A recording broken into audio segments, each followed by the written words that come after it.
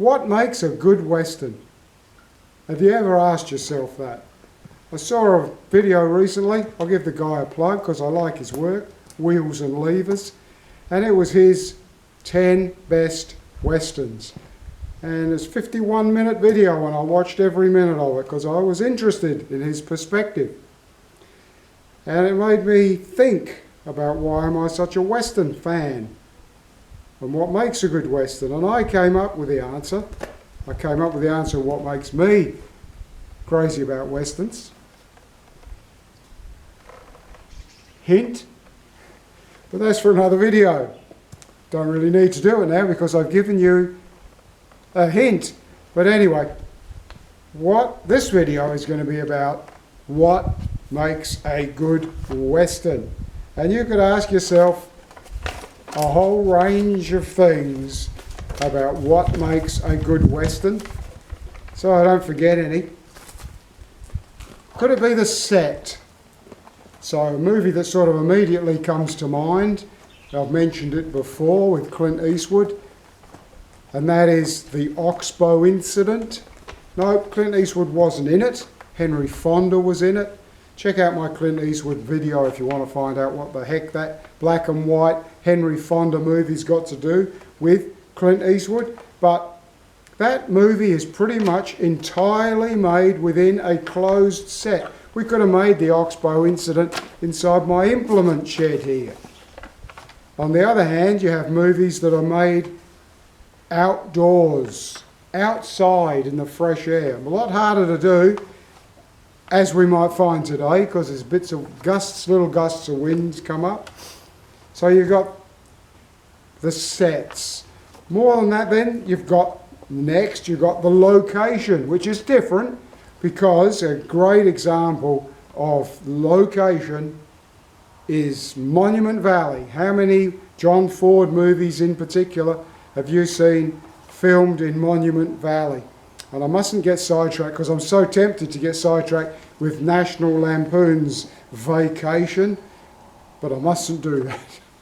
So the next thing, of course, you could say, what makes a good Western would be the director. So some people would say, hey, what a great cowboy director was John Ford. Stagecoach, all of the Cavalry trilogy, made some great Westerns, John Ford. Other people don't like him. Anyway, you can't say a bad word about John Ford. He was in the Navy in the Second World War. He served in the Pacific. He served at Normandy. He got many medals for his behaviour in the armed services. Won 6 Academy Awards, baby, so don't go knocking John Ford. 6 Academy, 4 were for Best Director. So is it a director that makes a Western? Well, Sam Peckinpah immediately comes to mind, because The Wild Bunch and another one of my favourites, don't want to give away too many hints here about what makes a good Western, Major Dundee, Sam Peckinpah, classic movie. The story, what about simply the story?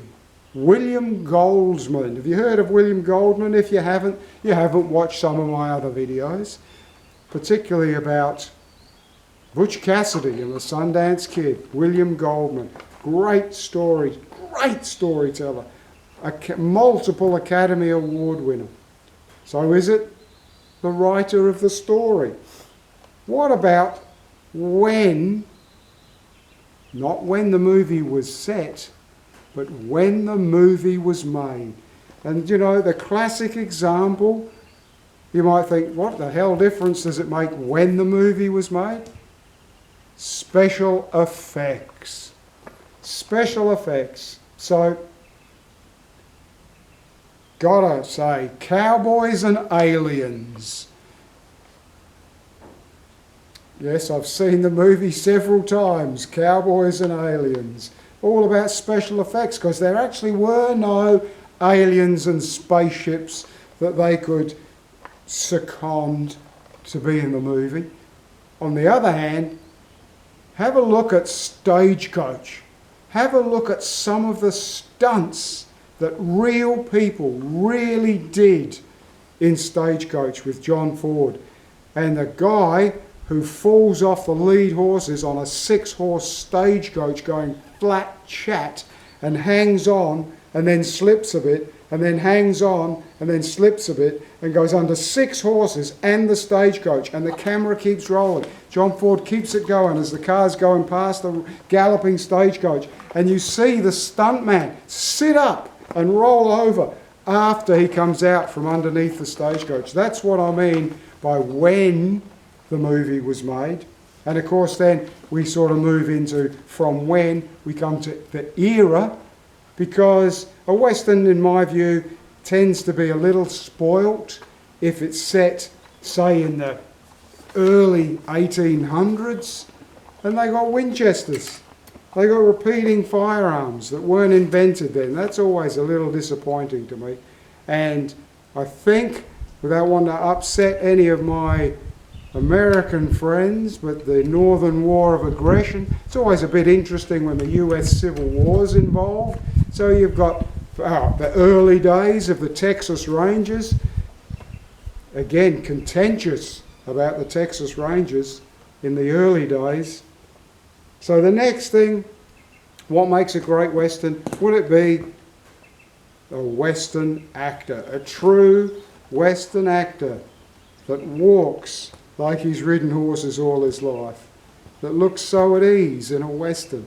So you're looking at really who leaps out straight away is John Wayne, and then second surely has to be Clint Eastwood. So does the actor make the movie, or what about an actress? Because, you know, if you think to yourself, don't go researching, just think actress in a Western, Maureen O'Hara, what a woman. What a woman she was. What a fantastic life she led. Don't want to get too sidetracked, but she married a clipper pilot, those seaplane clippers that used to fly across the Atlantic. She married one of these guys, very deeply in love with him. He had nothing to do with the movie industry. He was just a pilot. And then what happened is in Southampton, in the UK, they wanted to build a museum for the Sunderlands and the flying boats. And she made a massive financial contribution to that museum in England. What a woman. Got a thing for Maureen O'Hara. Sidetracked again. Always happens. Okay, what about realism? Realism. The realism of a movie could quickly slip back to Cowboys and Aliens. That's about as realistic as Cody taking over and doing the dialogue for this video. The other hand is, if you look at the Alamo, God, John Wayne's version of the Alamo got a lot of flack. No pun intended. There was no flack when the Alamo happened, but you know what I mean. It got a lot of criticism, and the thing you have to say about the Alamo is look at the number of Mexican troops, and you know there was a fair degree of realism. They used cap and ball, black powder weapons. I think there was a fair degree of realism in the Alamo. Then, of course, you've got what makes a good Western. Is it a true story? Butch Cassidy and the Sundance Kid. We come back to Butch and Sundance, where William Goldman was insistent on keeping in them, when Hollywood was so against it, Goldman insisted on keeping Butch and Sundance running away to South America. And it made the movie that happened. So we're looking at, is it a true story? Smaller issue is John Ford. Is John Ford the master of black and white photography? Okay, let's not talk about other people, Japan in particular, but he was a master of black and white. So as a good cowboy, all of John Wayne's early stuff in black and white. Colour or black and white? What makes a good cowboy? And then, of course, the guns. The guns. Is it the guns that make a good Western? You know, this is a cavalry holster. I'm wearing it on the wrong side because it should be butt forward on this side. You got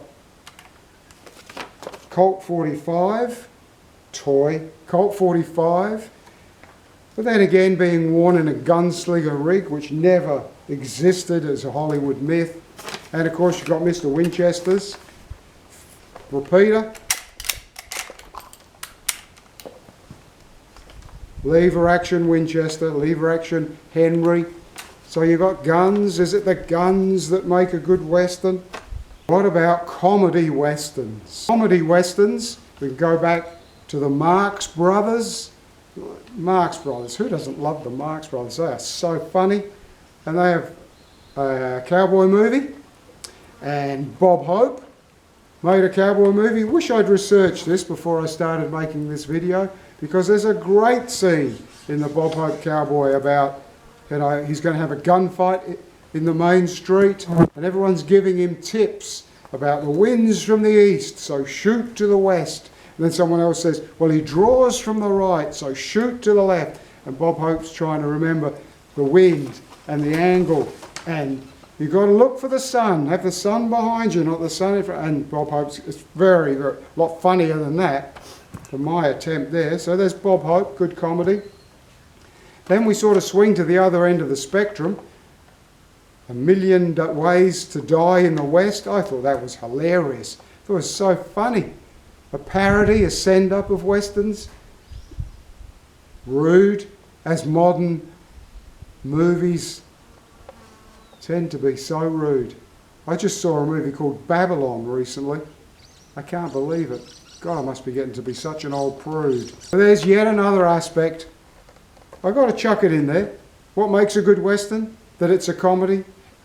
Hell no. But I've got to chuck it in there so that we've covered everything. Location, story, truth, realism, colour, black and white, location, subject matter. We've covered everything about what makes a good Western. Only one thing makes a good Western. One thing and one thing only. It's the horses. It's the horses. You can't have a good Western that hasn't got horses and horse riding in it. Can you, mate? It might as be West Side Bloody Story if it hasn't got horses in it. Hey? And that is what makes a good Western. You don't need guns. You don't need locations. You just need horses, don't you, sweetheart? Hey? And that's it. So there you go. I don't care what anyone says. There's only one damn thing you need for a good Western, and that's horses. Preferably cow ponies. That'll stir them up, won't it, mate? Hey? Ah, well, that brings me to a very good line. Ad lib, without thinking. True Grit. One of the great lines in a great Western. Don't talk about Little Blackie because I'll start crying. That's too damn sad. But